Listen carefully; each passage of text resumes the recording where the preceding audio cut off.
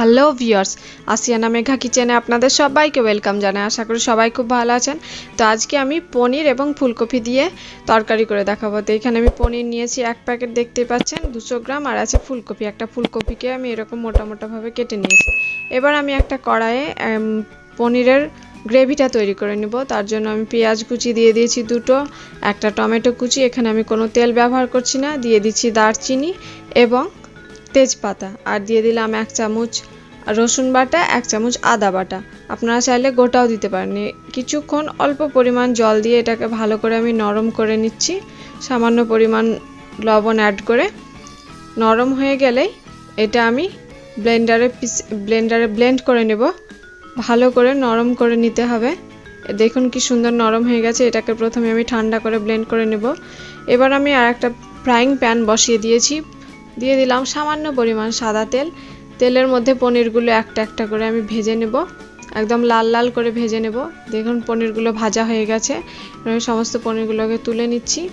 এবার আমি ফুলকপিটাকে ভেজে নিচ্ছি, কড়াইয়ে তেল দিয়ে লাল লাল করে ভেজে নিচ্ছি।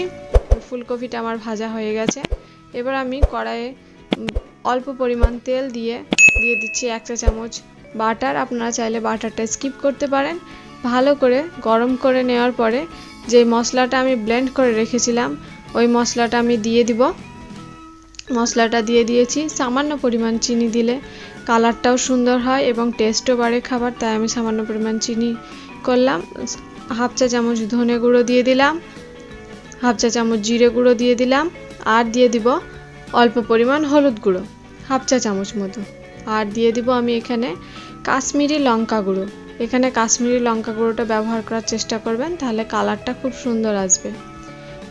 মশলাটা ভালো করে কষানো হয়ে গেছে। একটু ভালো করে কষিয়ে নিতে হবে যাতে কোনো গন্ধ না থাকে। এবার আমি ভাজা ফুলকপিগুলো দিয়ে দিচ্ছি, নিয়ে অনেকক্ষণ ধরে একটু কষিয়ে নিতে হবে, প্রায় 5 থেকে 6 মিনিট।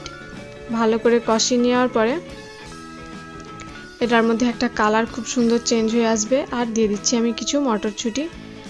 তো আমি ভালো করে কষিয়ে নিচ্ছি। সামান্য পরিমাণ লবণ দিয়ে দিলাম।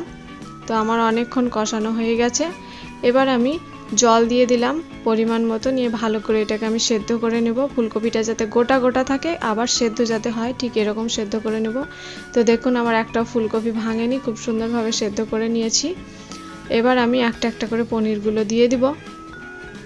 এরকমভাবে একটা একটা করে দিয়ে দিতে হবে, নিয়ে আলতো হাতে সবকে মিক্স করে নিতে হবে। একটু ঝোল আছে, ঝোলটাকে আমি শুকিয়ে নেব, তাহলে খেতে অনেক টেস্ট হবে।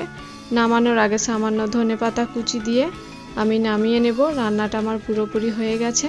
আর দিয়ে দিলাম 2টো কাঁচা লঙ্কা। তো দেখতে পাচ্ছেন পুরোপুরি আমার পনিরের তরকারি হয়ে গেছে। যদি ভালো লাগে তাহলে আমার চ্যানেলকে লাইক, শেয়ার, সাবস্ক্রাইব করবেন।